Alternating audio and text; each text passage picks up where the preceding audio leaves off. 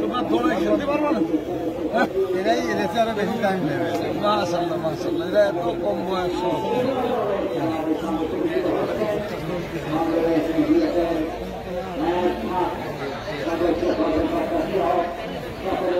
আমাদের এই রেফারিদের মান অত্যন্ত উন্নত, একেবারে আন্তর্জাতিক মানের।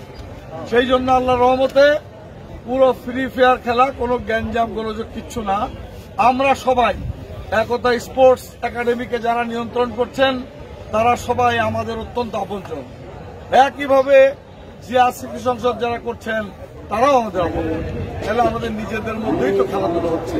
সেই জন্য অত্যন্ত সহনশীলভাবে, অত্যন্ত সুন্দরভাবে প্রতিযোগিতামূলক একটা খেলা আপনারা উপহার দেবেন, এই আশাবাদ ব্যক্ত করে আমি আজকের এই খেলার শুভ উদ্বোধন ঘোষণা করছি।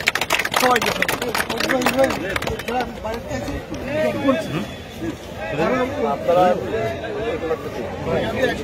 ধন্যবাদ।